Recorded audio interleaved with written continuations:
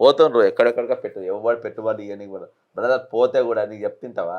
నువ్వు అమెరికాకు వస్తారా నీకు వీసా పంపుతా ఉమ్, దావోస్కి వస్తారా వీసా పంపుతా సింగపూర్కి వస్తారా సింగపూర్ నీ పైసలు నువ్వు తెచ్చుకోవాలి నువ్వు పండుకునే నీ మూట సంచి నువ్వు తెచ్చుకోవాలి ఈరోజు గెస్ట్ అనేటోడు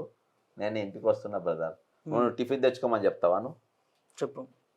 నువ్వు పెడతావు కదా పెడతాం అవును. మరి ఈయన 10 కోట్ల రూపాయలు ఈయన రానుపోని ఛార్జీలు ఈయనయే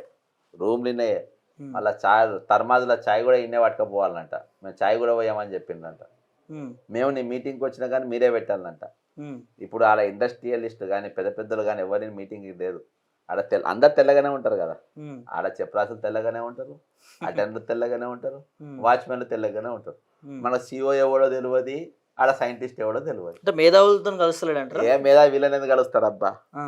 రాహుల్ గాంధీ సోనియా గాంధీ ప్రియాంక గాంధీ సోనియా గాంధీ గాంధీ గొప్పలు కానీ ప్రియాంక గాంధీ వాళ్ళు దిగజారిపోయినారు వాళ్ళ పరిస్థితి